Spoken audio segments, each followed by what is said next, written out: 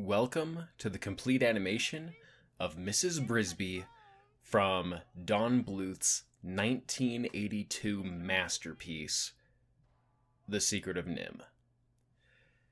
And yes, this is the complete animation of the main character of the film.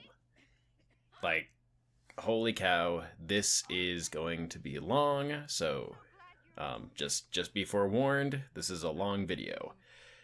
But it was so rewarding to me to work on this. I think it's like no secret that I am a huge fan of hand-drawn animation. And the fact that the industry at large, the animation industry, has completely abandoned it, and like the only big theatrical releases of hand-drawn animation that we're getting nowadays basically comes from Cartoon Saloon with masterpieces like Song of the Sea or Wolfwalkers.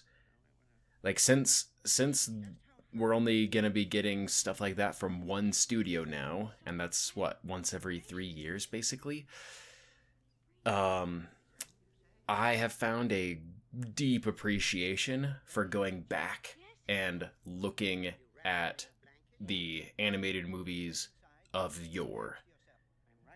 So let's start with the beginning of my experience with The Secret of NIMH. I never saw this movie until I was an adult.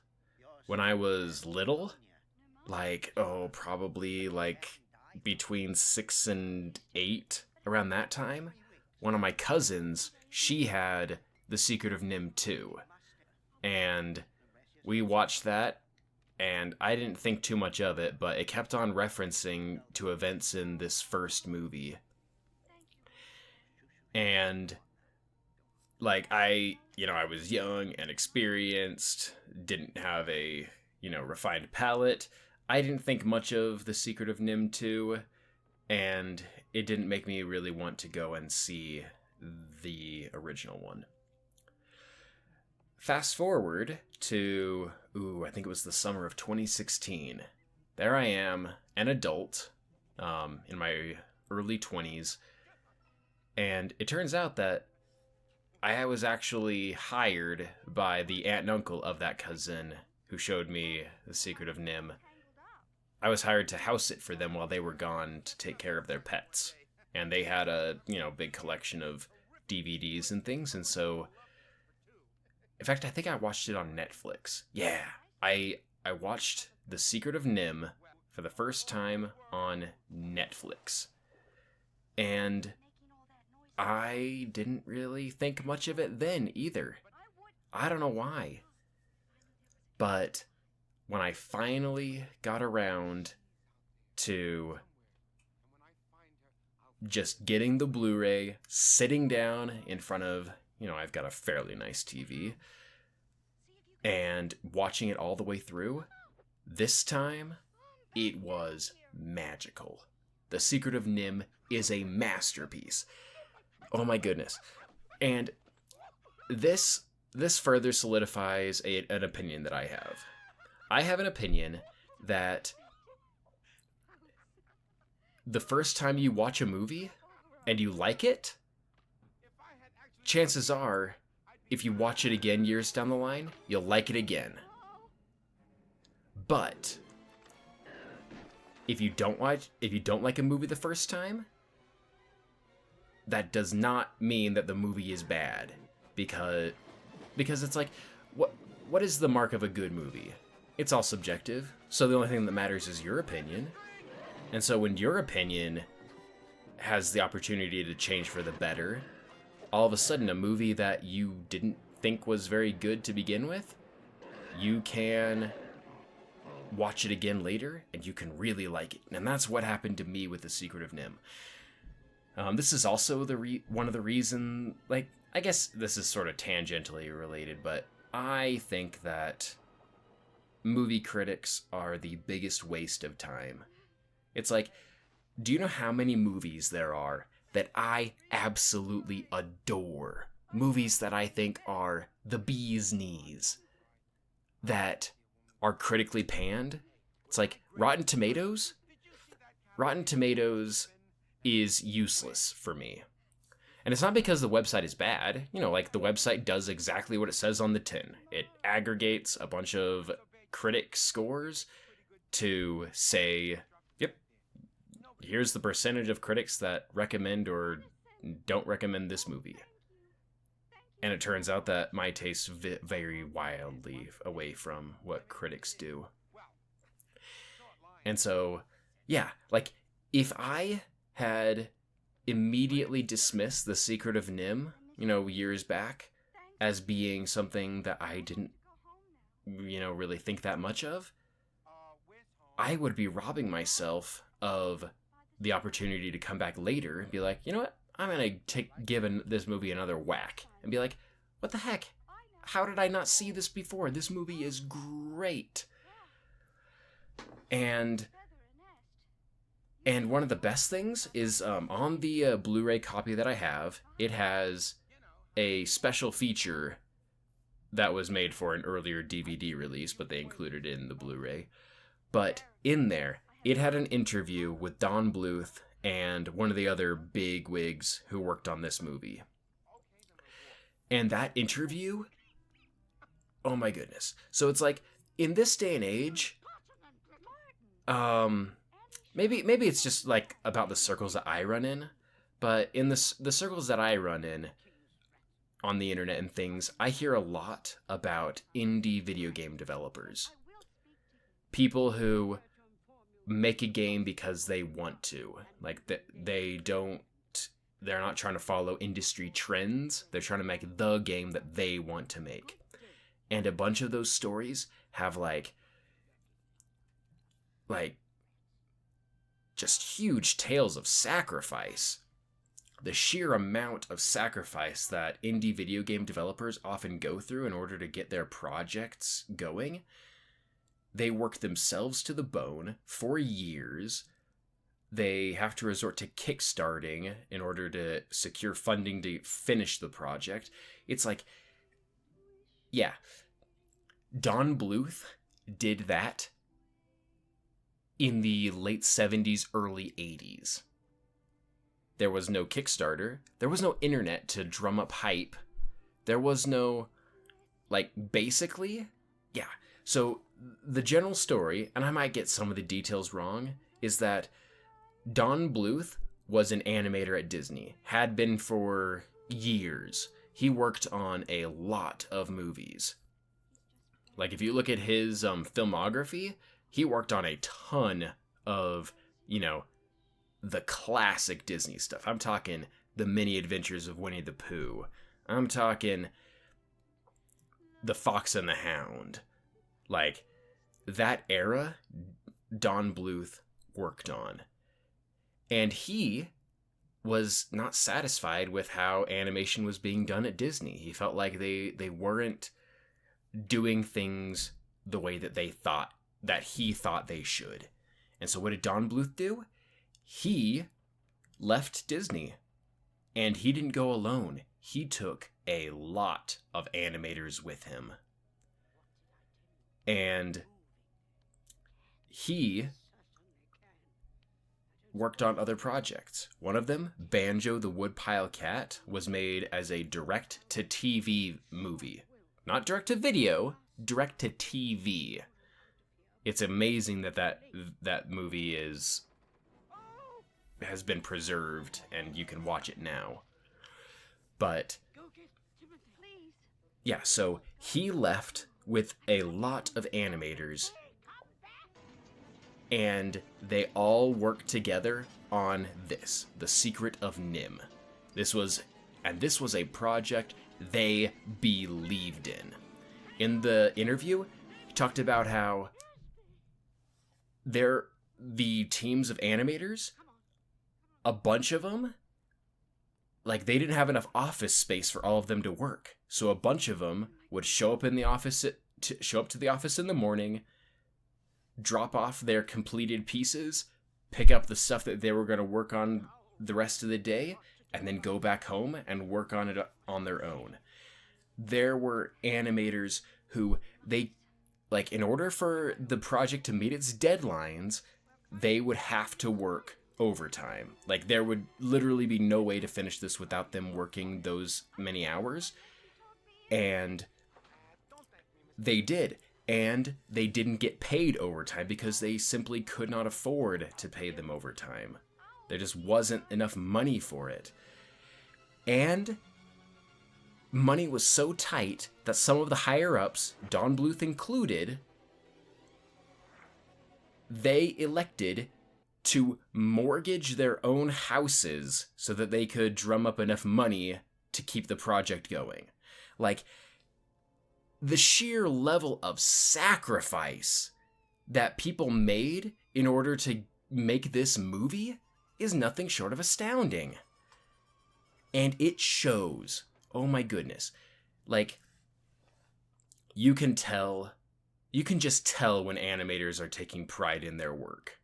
You can just tell.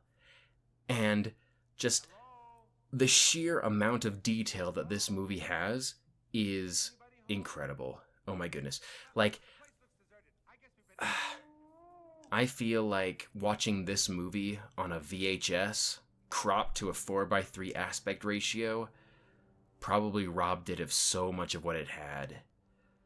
Because this movie in clear HD, like, it's not, like, visually it isn't perfect. Like, there's a whole bunch of noise somewhere around the screen, and you can sometimes see, like, dust or maybe, like, some little thing that muddies up the image just a little bit. But none of that really gets in the way of just this big HD picture being able to just show you what they did. And again, like, let's talk about technology. This movie was made before computers. Like, 1982 was the year that the first Tron came out. It's like, if you want to know what computers were capable of back then, they were capable of what Tron was able to see. And Tron is another movie that I need to watch again. But yeah, so there was no computer assistance here.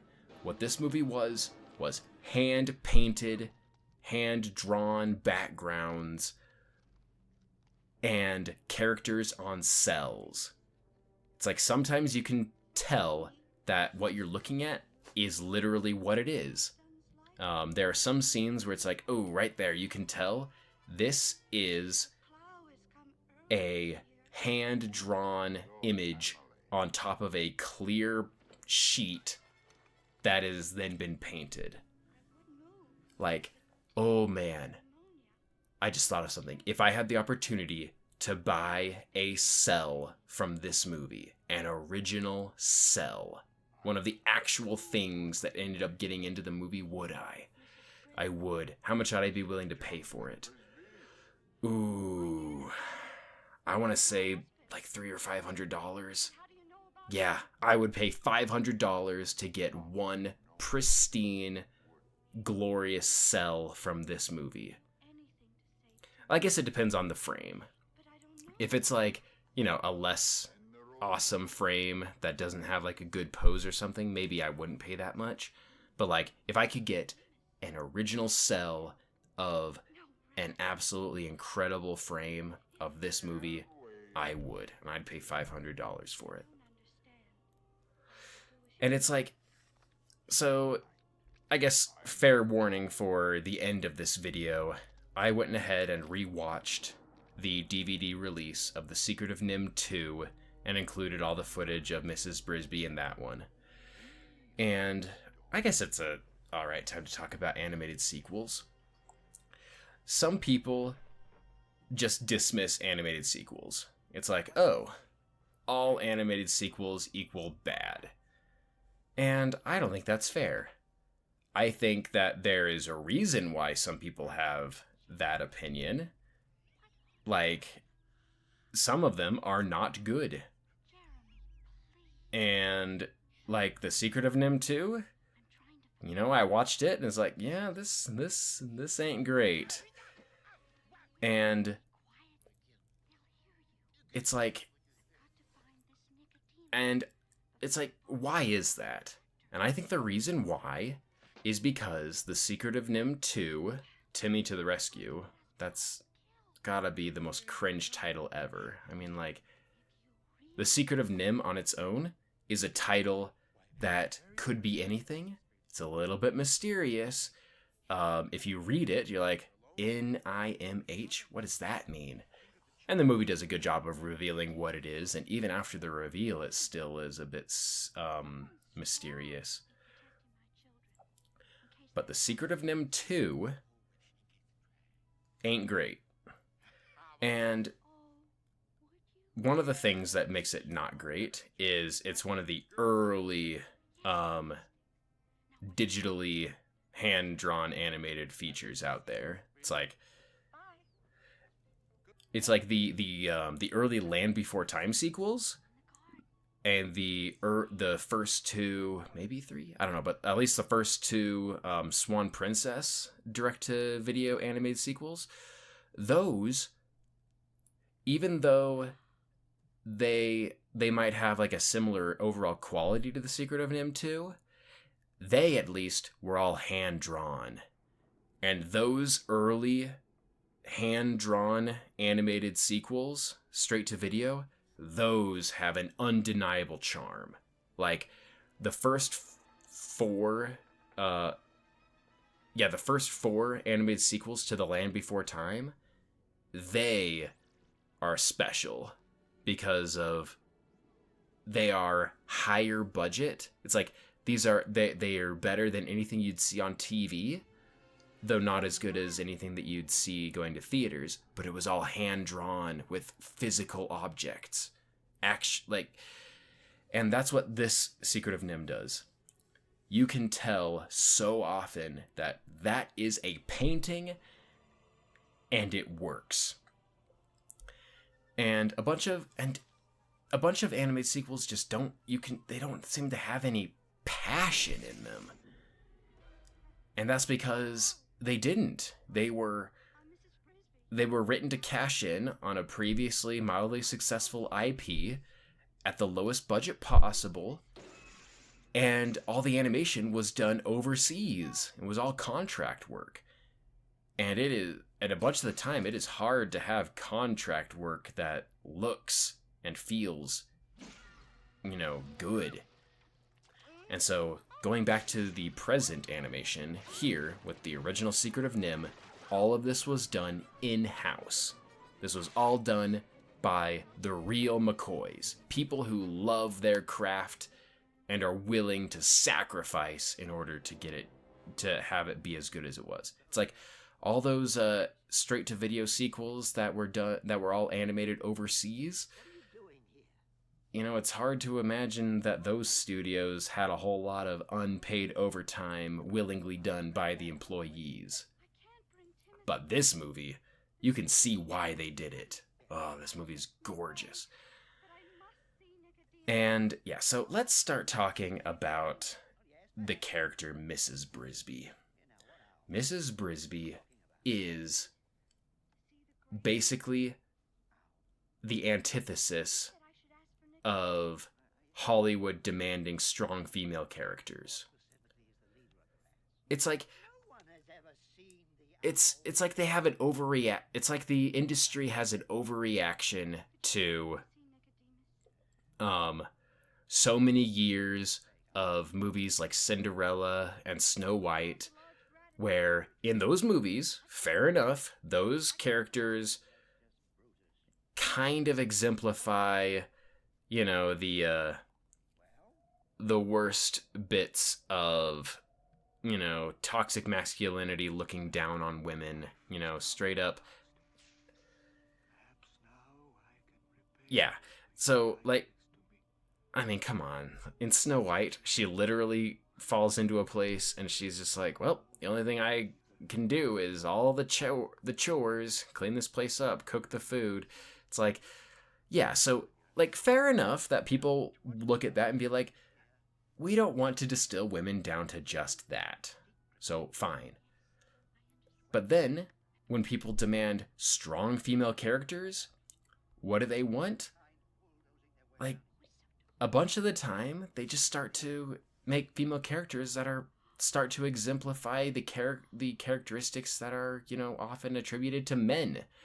They go off on daring adventures and face mighty monsters, and yeah, it's like, but The Secret of NIMH came from a time before that was a big thing, and Mrs. Brisby, she is a strong female character, but first and foremost, she is like she's a mother. Like, the entire reason she's doing any of what she's doing is for her family. I do like this bit. Her interactions with Justin is really kind of cute. Like, she can tell he's a strong, strapping, handsome guy, and she can't help but be a little bashful around him. It's kind of fun. Like, the way that she looks at him, she's like, oh wow, you are handsome, but it never gets in the way of her doing stuff. And I wonder if she's like kind of conflicted. She's like, oh wow, this guy is not hard on the eyes, but my husband just died a little while ago, and this guy was a friend of my husband. Like, I'm pretty sure, like, that's one of the things. The animation in this movie is so good, they're able to hint at those sorts of emotions and sort of sub-elements without ever actually saying anything. Like, purely through the actions and reactions that Mrs. Brisby has around this guy, they're able to communicate that. And that is incredible. Like, the amount of emotion and, like, care that they put into this movie is astounding. And I can bet that when this movie came out, there were some animators at Disney, some of them who probably knew the people who worked on this movie, and when they watched this movie in theaters, they were just like, wow, our former colleagues really put up their A game. But it's not a completely happy story with that. Like, so I think it was like The Secret of NIMH ended up costing about $7.5 million to make, and then it was a modest success. At the box office, it made twice that, made over $14 million in profits. And then when home video became a thing, this movie has been a steady, small but steady stream of revenue ever since. So Secret of NIMH was never a smash hit, but I don't think it ever needed to be. This movie was made for people like me. People who appreciate animation as an art form. Animation for the sake of animation. People who would see an animated movie once, not really get it, and would like animation so much that they're willing to go back and try it again. I mean, and it's like a bunch of people, they say that this movie was sort of the scary one for them as a kid. This is the one that, might have, quote unquote, scarred them for life. But I like it. Oh my goodness, this movie's so good. Let's talk about Mrs. Brisby's design. So, in animation, there are two things that characters have. They have three. They've got their writing, the actual way that they fit into the plot that's being told. They have their voice acting, and I guess four things. They have their character design, like their model, where it's like, if they were going to make a toy of Mrs. Brisby, this is what it looks like, the model, and the animation. Mrs. Brisby, her design like the things that go into her character model, they're genius. It's like you look at her, you can tell she's a woman, like a female. But like first and foremost, she's a mouse. And it's really interesting how they did that. Like if you look at The Secret of NIMH 2, how did they make female characters? Boom. Like they anthropomorphize them way too much. Like to the point where it's like, hey, if you took those clothes off, this would be an indecent show. But Mrs. Brisby, it's like you see her without her characteristic red cloak, whatever. Justin calls it a cape, but I like cloak. I think cloak sounds cooler.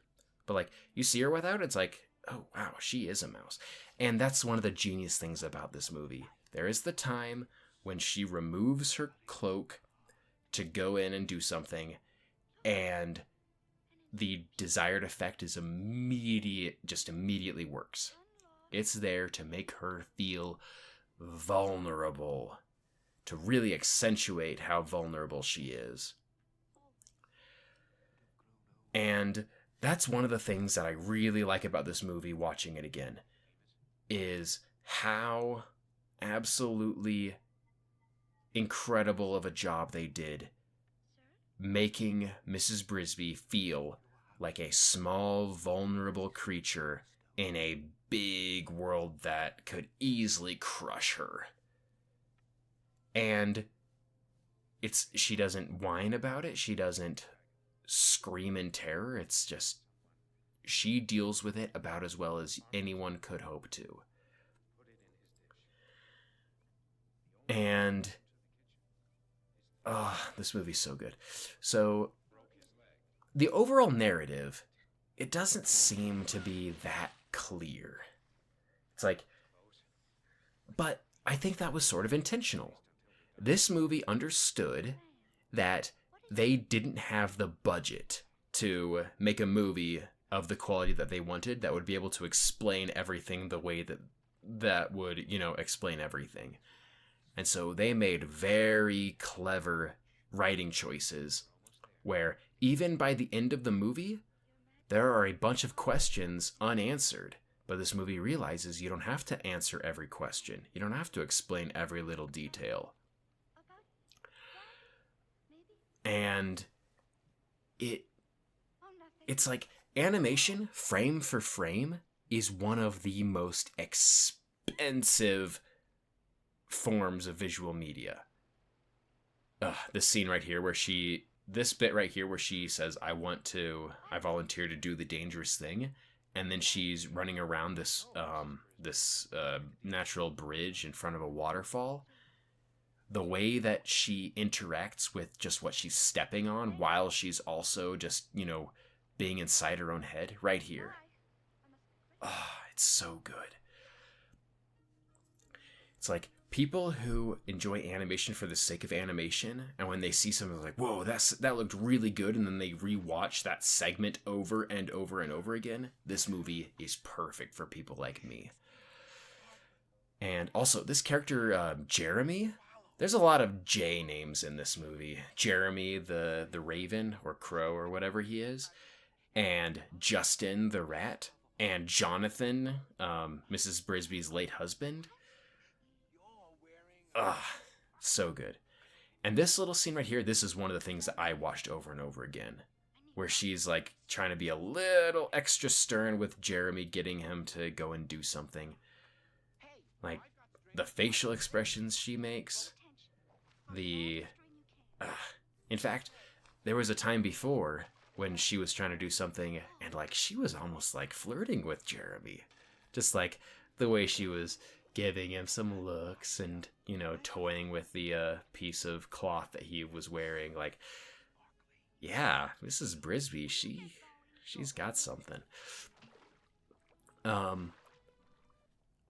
So yeah, this scene right here where she takes off all that she has and leaves it behind in order to run and do something. This is like some of the most powerful imagery in the entire movie, because she is like, it really accentuates just how vulnerable she is. She is terrified. She's shaking. And it's like, this right here, it's like, when I first saw this movie, I was like, I guess this kind of makes sense. I guess it didn't really hit me that the reason why she was doing this, because she had to put she had to drug the bowl so that the cat wouldn't be around. But like I think that this scene is so important, because one of the things that I always say that an animated movie should do is it should take the characters and it should have those characters do everything that you wish you could see them do. It's like the entire point of animation is to make these characters move and do things. And so if there was something that the character didn't do that you wish they would, this bit right here, incredible animation, and so just, deep cut. Animate, like, who said this is a kid's movie? It's got pretty much blood. But, yeah, so it's like, this movie, is there anything that you wish you could have seen Mrs. Brisby's character model do that it didn't? I don't think there is. Like, basically everything that you would want her to do, she does. And the water here looks so good. Oh my goodness. This, like, I don't want this to be a commentary of what's happening on the screen at all times. Because it's like, I don't think I've got the words to do a constant stream of that. I think if I was going to do that, the best thing I could do is just make, short GIFs and then talk about those. But yeah, Mrs. Brisby, she is smart, she's resourceful, she is really rising up to the challenge. This is such a good movie. And so coming up, we are going to get to one of the most emotionally impactful parts of the entire movie. It's when Mrs. Brisby's house and all of her children in it sink beneath the mud. She does everything that she possibly can to keep that from happening, and then when it does happen, she can't think straight. All she wants to do is try to do whatever she can. And Justin has to physically restrain her. It's like, she can't... He knows that there's nothing she can do, and that she will still try. This character here, can't remember exactly what his name is, but he's sort of the villain. I feel like he didn't have enough time to develop properly, but he is good stuff. He is like clean, classic Don Bluth design. He works really well. Now, here comes the part. It is so emotionally taxing, especially if you keep watching it over and over again. Just the sheer amount of anguish and struggle and like disbelief on her face. So she is sad, like the plan didn't work, and now it's all sinking. She's gonna lose everything. She's panicking. This is basically the climax of the movie, and it also contains some of the best animation that Mrs. Brisby has to offer, which is saying something because she is consistently, throughout the entire movie, incredible. It's like, the fact that they were able to do this under such a tight budget is nothing short of a miracle. And the reason why is because the people here, they punched above what they were paid to do. Right here. Oh my goodness. She's like, I can't just leave him. Oh my goodness. This bit right here is so heart-wrenching. And then it's like only after she gave everything that she could and it wasn't enough, that's when the stone, like the magic of the stone is like, those with a courageous heart, she has proven that she has a courageous heart. And I really like how they showed that when she grabbed onto the stone and all that fire happened, that was actual heat. Like at the end of the movie, one of her daughters is helping her bandage up her hands because she got burned. Like, this isn't just some magic that, you know, has no effect on the wielder. So yeah, The Secret of NIMH is so good. I don't think that this off-the-cuff commentary that I have for it really does it justice. But here we're going to be going into the sequel, and I want to talk some things about the sequel. So first off, a sequel should have included Mrs. Brisby a lot more, and it should have tried to stick to the real art style more and not give Mrs. Brisby this weird smock. Yeah. And it's like it wanted to have like a hero's journey, but it wanted to kid it down too much, and it just wasn't very satisfying. Right here, these are some cards that showed during the credits. I had to go down to find the one frame in each of these where it was unobstructed by any text. These are really good. I encourage you to enjoy them like on your own time, but I just kept them. I had to extend these down so that they would be a second long each. But The Secret of NIMH 2, it's not great.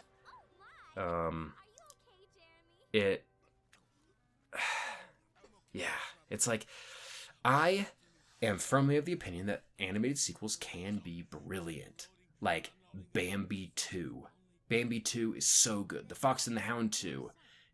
Its overall package of a narrative is kind of weird, but visually it's incredible. It's like, there's a bunch of lopsidedness in sequels. And so people who dismiss them outright, I don't agree with that. That said, The Secret of NIMH 2 is not very good. It's not very great. The story is kind of weird. The character designs are not my favorite. They inexplicably added, you know, for lack of another term, breasts to a ton of the characters, which is not in harmony with the art style of the first movie. Like, yeah. Although I will give it some credit, some of the backgrounds are appealing. Like, the big aerial view of Thorn Valley, it's pretty stuff. Credit where it's due. The character models are not the best. They're a bit too simplistic. Like, one of the things about the original Secret of NIMH is just how complicated, especially all the fur on the characters was, and how much texture they had, and how they were able to get that consistently down. This movie really simplifies it down, the character models, and then it goes even further by making the animation itself isn't great. The characters are way stiff, but like, not all of it. Thanks for watching.